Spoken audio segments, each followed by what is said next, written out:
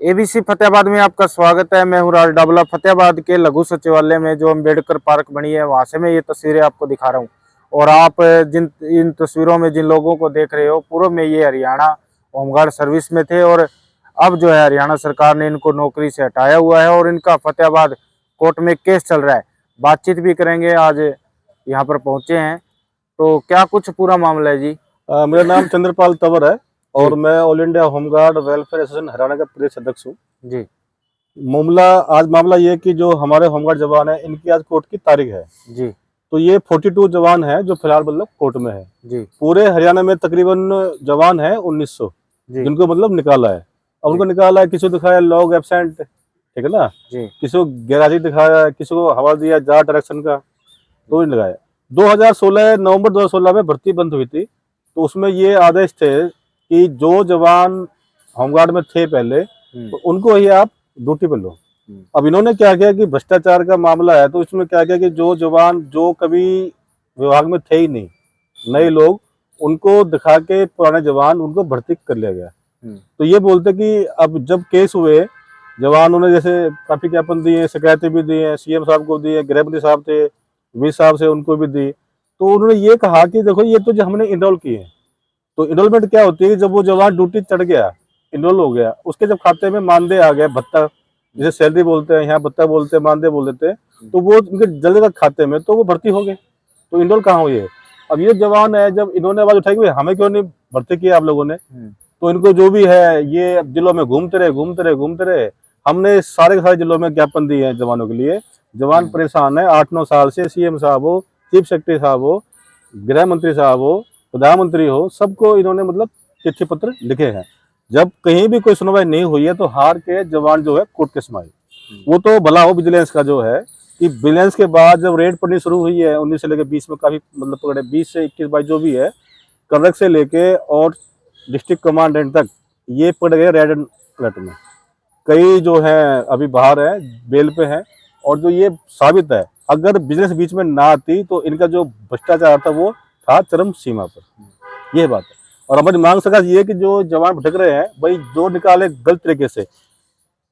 Vigilance की जांच number 4 खुद कहती है, हम नहीं कह रहे, जो जांच है, कि ये जो जवान है गलत तरीके से निकाले गए।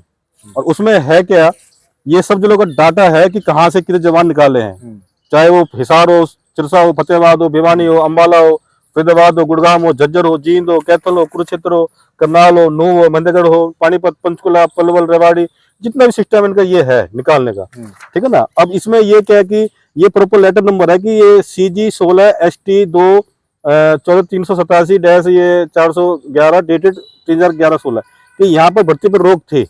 जब भर्ती पर रोक थी तो फिर ये जवान पुराने कहाँ से भर्ती कर दिए, ठीक है ना। अब इसमें क्या है कि यहाँ पे जो जवान है हमारे, कि जो जितने भी जवान हैं फतेहाबाद में, फिलहाल जो जवान है कोर्ट में 52 के करीब थे, लेकिन आज जो कोर्ट केस है उसमें डेट में है 42 जवान जो है आज की डेट है। और इसमें यह माना गया है कि भाई जो है जवानों को भर्ती किया गया, फतेहाबाद में भर्ती किया है 83, हिसार में 78, सिरसा के ये 79, ये नहीं, ये जात नंबर 4 में है। अब जवान भटक रहे, इनके बीवी हैं, बच्चे हैं, परिवार है।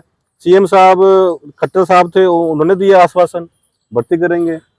माननीय जो सैनी साहब है मुख्यमंत्री, उन्होंने किया भर्ती करेंगे, लेकिन जो अधिकारीगण है वो उनको राजी नहीं है कि भर्ती करके, क्योंकि अगर वो इनको भर्ती दोबारा करते हैं तो जो पुराने भर्ती किए हैं, इनके नंबरों पे जो भर्ती किए हैं, ये जो नंबर बेच दिए गए, ठीक है ना, तो उनसे साबित होता है कि ये है भ्रष्टाचारी। अब सरकार कहती है कि हम भर्ती कर रहे हैं, सीएम साहब कहते हैं भर्ती कर रहे हैं, लेकिन जवान तो यहाँ खड़े हैं, ये भर्ती है कहाँ? तो ये होके परेशान अब कोर्ट केस में फिलहाल। तो आज आपने तारीख भुगता ली है जी? हाँ, तारीख लगी है जवानों की। जिसके बयान होते डिस्ट्रिक्ट कमांडेंट के आज, वो खुद बेचारा जेल में पड़ा है। अच्छा। अभी 24 तारीख को रेड हुई थी सिरसा में, तो उनको पड़ गया रंगे हाथ। तो उनकी आज थी, जो भी इनकी पेशी थी, उनका जो क्रॉस जो भी था वो आईएनडी और डेट जवान का आज मिल गई। ये है। तो हम तो ये मांग करते हैं सरकार से कि जवानों को बिना शर्त वापस लो। ठीक है जी। नौकरी पर फिर से बहाली के लिए होमगार्ड जवान ने जो है कोर्ट में केस कर रखा है और इन्होंने एक बड़ी आज अजीब बात बताई कि जिस व्यक्ति की, जिस अधिकारी की गवाही होनी थी, वो खुद आज जेल में है भ्रष्टाचार के आरोप में। हालांकि कुछ ही दिन पहले की बात नहीं, 24 तारीख की बात है 24 तारीख की बात, 24/1/2025। पहले भी आरोप है, ठीक है। उस कंपनी कमांडर पर पहले भी आरोप है, कंपनी कमांडर सोनीपत जी, पानीपत में आरोप है जी। और उसने भर्ती किया था 55,000 रुपए में। ये सारा आरोप लगा रखा है उस पे। उसके बाद भी विभाग के अधिकारी हैं चुप बैठे हुए हैं। तो मैं आदरणीय मुख्यमंत्री जी से ये आग्रह करता हूं, ऐसे भ्रष्ट अधिकारियों को, जैसे हमारे पे झूठा आरोप लगा करके हमारे को बाहर किया है, तो इनको भी बाहर किया जाए। हमारे पे झूठा आरोप लगा करके हमारे को तुरंत डिपार्टमेंट से बाहर निकाल देते हैं। अब ये अधिकारी जो भ्रष्ट हैं, जो रेडेंट हो रहे हैं, उनको नौकरी मिल रही है। अब पीछे एक अधिकारी फतेहाबाद का ही प्लाटून कमांडर था, उस पर भी विचार देना है अभी केस कोर्ट, फतेहाबाद कोर्ट में FIR नंबर 9 2019 पे। आपका क्या नाम और क्या पद है? मेरा नाम नरेंद्र है। ठीक है। मैं all India home guard welfare association का प्रदेश प्रवक्ता हूँ। और ये देखो भ्रष्ट अधिकारियों को इनके खिलाफ अभी कोई कार्रवाई नहीं, उसको फिर दोबारा नौकरी दे दी। हम जवान, हमारे पर आरोप लगाकर हमारे को बाहर कर दिया। और जो करप्ट अधिकारी जो पकड़ा गया 5.5 महीने में जमानत हुई हाई कोर्ट से, और वो नौकरी कर रहा है डिपार्टमेंट में। ऐसा है, मतलब भाई साहब, पत्रकार भाई जी, ऐसा पत्रकार महोदय जी, जो भी जवान के खिलाफ आवाज उठाता है, इन्होंने आवाज उठाई तो इन्होंने को क्या किया कि इनकी जांच हुई। जवान घर पे थे ये बैठे हुए, उसमें नरेंद्र शर्मा जी हैं, राजेश जी हैं, सुरेंद्र भाई है, ठीक है ना, और क्या कहते हैं ईश्वर था लड़का, एक संदीप था, 5-6 लड़के वो निकाल दिए। उन्होंने मांगी ड्यूटी कि हमें ड्यूटी दो। और जो हनुमान है यहाँ पे, जो पुलिस से आ रखा है यहाँ पे, पुलिस विभाग में अधिकारी कम है, ये यहाँ पे क्या करने आते हैं होमगार्ड विभाग में? वो इस लायक होते तो वहां पे जाते, यहाँ पे क्या कर रहे हैं? अब जब इनके जब बयान हुए, इनका तो पक्ष सुना नहीं सरकार ने। इन्होंने कहा जी हमें पुलिस के प्रोटेक्शन दो। जांच अधिकारी तानिया मैडम थी, इन्होंने प्रॉपर लेटर लिखा DG होमगार्ड को, इट लैंड ऑर्डर को, कि जी हमें सर जान का खतरा है, तो आप जो है हमें दो पुलिस की प्रोटेक्शन, ताकि हमें बयान दे सके। इनको बिना जांच, बिना मतलब प्रोटेक्शन दिए, इनके बिना बयान लिए, इनका पक्ष रखे वो निकाल दिए, तो सरासर ये तानाशाही है। जो DSP तानिया मैडम है यहाँ पे क्या कर रही है, उसको खुद आरोप है जिला कुरुक्षेत्र में। उसके बाद उन्हें यहाँ पे भेजा। वो काबिल होती तो अपने विभाग में होती, वहां पे कमी है क्या विभाग में? यहाँ पे क्या है? अब जो तानिया मैडम है, अब उन्होंने इनका पक्ष सुना नहीं, इनके बयान लिए नहीं, ऊपर से इनके पर आरोप लगा दिया कि ये तो अनुशासनहीन है। जब ड्यूटी लगती है होमगार्ड में तो ये हल्ला गुल्ला करते हैं। अरे भाई, हल्ला गुल्ला करते तो इनकी रिपोर्ट लिखाते। जब आपने इनका पक्ष सुना ही नहीं, बिना पक्ष सुने इनको निकाल दिया। अभी जवान है, जो जवानों को किया क्या है इन्होंने, कोई किसी और लगा दिया आरोप में, किसी कुछ लगाया आरोप में, और जवानी बेचारे भटक रहे हैं, ठीक है ना, घूम फिर रहे हैं। अब इसमें हुआ क्या, एक इनके जो अत्याचार थे, उन अत्याचार से डिस्ट्रिक्ट कमांडेंट साहब थे श्री विनोद कुमार, ठीक है ना, उस टाइम वो डिस्ट्रिक्ट कमांडेंट थे यमुनानगर में। तो उन्होंने हवाला दिया कि सर ऐसा है कि जवान की 800 से ज्यादा CM विंडो हुई।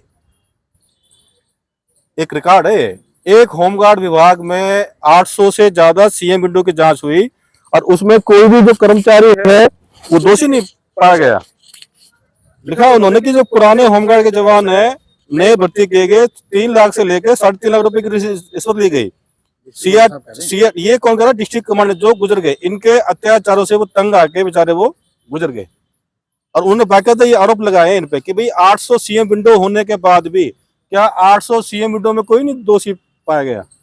तो इतना बड़ा भ्रष्टाचार हम कहते कि देश में कहीं पे है ही नहीं। जवान भटक रहे हैं, सरकार जवानों को वापसी ले। हमें सरकार से कोई वो नहीं गिला सकता। मुख्यमंत्री जी ने 4 बार का आश्वासन मुझे दिया खुद कि जी हम सर लगा रहे हैं, जांच रिपोर्ट मांग रहे हैं, लेकिन जो अधिकारी है संपूर्ण रिपोर्ट जो है माननीय मुख्यमंत्री जी के पास वो नहीं पेश कर पा रहे। हम मांग करते हैं श्री सैनी साहब से, जो राज्य के मुख्यमंत्री, की जवानों को बिना शर्त वापसी ले। ठीक है, धन्यवाद।